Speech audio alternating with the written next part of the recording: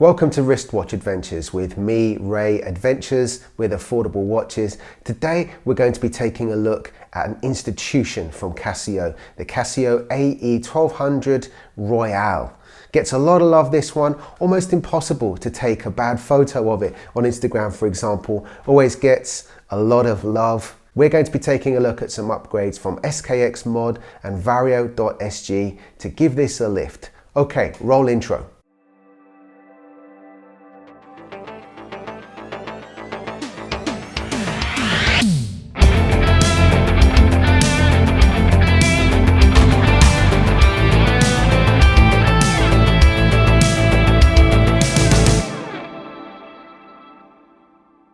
Okay, so here they are, my pair of Casio AE1200s, one standard and one modded. Before I get into it, please do consider liking and subscribing to the channel. It really helps me out in terms of making more independent watch content for all of you guys out there. Right then, let's start off with the standard version. Now, I want to get some of the basic specs out of the way pretty early doors.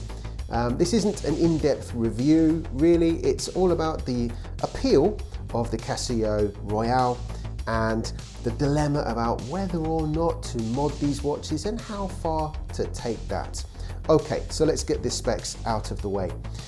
Across, a shade under 42 mil, lug to lug, a little over 45, a bit over 12 mil fixed. So these are some really nice sizes for most wrists. The light is pretty good, as I think you saw in the intro. It's just an incandescent light, but it goes across the whole face pretty well.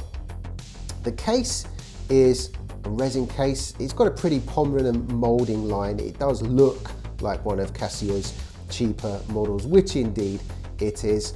But when you really get up close to this case, you can see it has a sparkly effect, which I rather like actually. So I'm rather fond of this case. It doesn't feel cheap. It feels really quite robust and solid. I have dropped this watch on the floor and it's certainly shockproof, and I can tell you that. Now the strap then, it is a bit of an Achilles heel, it has to be said. We've only got this rather nasty plastic buckle there, and the keeper feels particularly cheap. The strap, it does mold itself pretty well to your wrist, though. It does have these guards here that prevent it bending over too far. So the strap is really about as cheap gets, but it's comfortable and it does have a good number of adjustment holes for most wrists. I have a 7.25 inch wrist and I'm about 5 or 6 holes in on this strap. Now then, in terms of the appeal of this watch and the functions, well, of course, it packs in such a lot at an affordable price point.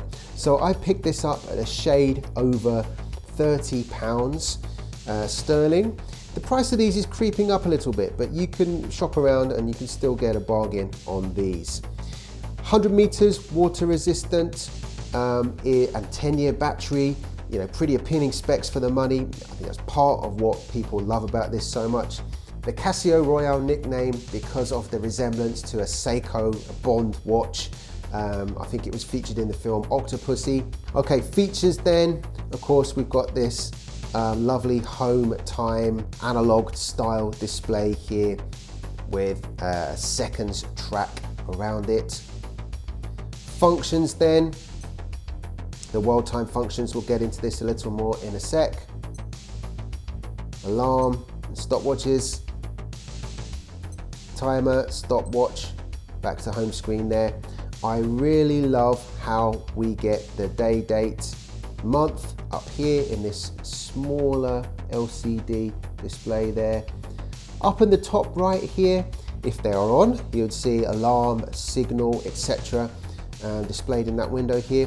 Here on the right hand side in the search function, this is where you can check out the world time zones that you have programmed in. I find this watch pretty useful because actually, as it happens, in my day job, I do have work where I work across international time zones, so I have some of these programmed in. If you go to the world time there from the mode button, you can just scroll through all of the cities there. I think it's 48 cities if memory serves me correctly. I may well be wrong. But there we go, and as you can see on the world map there, you have it displayed. I love that. Now, you'd think that this is a Casio watch from the 80s based on this retro world time display and so on, but it's not. This reference, the AE1200, came out in 2012 and has quickly become a cult classic for its retro appeal and fantastic value proposition. It's really interesting to me how this one has become a cult classic and its cousin, the AE1300, not so much. I bought one of these for the purposes of comparison, and although this is, much of the same specs and a solid watch, it just doesn't have the appeal. Somehow it doesn't come together as harmoniously. I don't like the things like these kind of fake rivets here, and I've never been fond of the Casio counter Cyclops round dial things. They've always seemed just pointless to me. I guess that's just my take on it. So bye-bye AE1300. Next then, let's bring in my modded version. So as you can see here, I've got the SKX Mod stainless steel case and sapphire glass here. Really easy mod to do. All you have to have is your original module. So this started life as the silver tone plastic case version with the horrible, one of Casio's absolute worst tinny bracelets. I'll cut in some footage of me testing that in a previous vid. Horrible.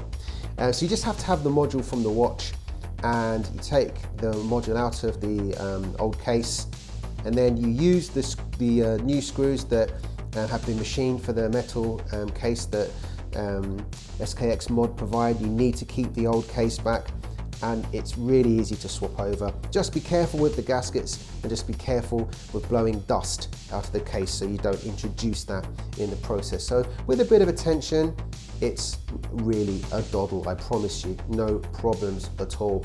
I have paired it not with one of SKX Mod's bracelets.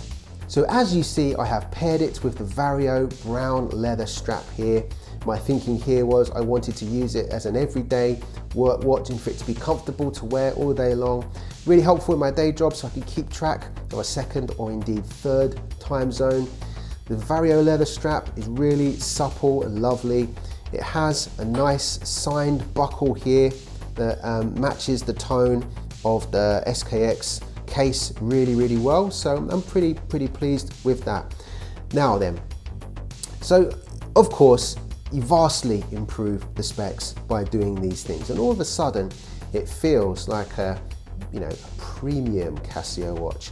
The steel case though, I have to admit, it's really quite heavy. It's a chunky beast. When you wear it on your wrist, all of a sudden it feels quite top heavy and you're aware of it. Whereas one of the appeals of the classic standard AE1200 is it's so light and it doesn't bother you at all. It's so super comfortable. So you gain something, but at the same time, you change the nature of it. Let's take a closer look at this steel case then.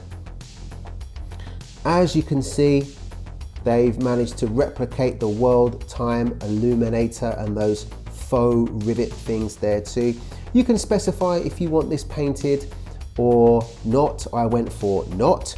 There are a huge variety of colorways now on these cases, and they even do the dial inserts, as well as their own bracelet, which I'm considering upgrading to. You can also get a rubber strap as well, which is somewhat pricey, but I'm really tempted to upgrade this strap on here. Herein lies the dilemma. Although there are things about the standard model that could be better, I feel like the minute you change things, you start to get away a little bit, just a little bit, from what makes this an absolute classic. Anytime I mod a watch, I always think, oh, I'm going to make the perfect version of whatever watch it is I'm modding, but I always forget that you add something in at the same time. You take away an essence of what makes a watch a classic in the first place. So what's my solution? Well, have both. Why not? I'm thinking about taking this one a little bit further, considering such aspects as maybe a negative display, maybe a tint on the screen with a piece of filter plastic there. Maybe I'll buy the metal bracelet and swap these out according to preference. I'm sure there's a lot more that I could do. It's very tempting. In conclusion then, I still love the Standard and I will always keep one in my collection. This gets a lot of wrist time, particularly when I'm just hanging out in the house. It's lovely to have this too though. These are very addictive. I feel that you could just have a number of modded colorways of these. Yeah. So thank you for watching right to the end here. I hope you've enjoyed my closer look at the merits of the standard AE1200 Casio Royale versus doing something a little bit special and modding it. I'll see you again soon here at Wristwatch Adventures.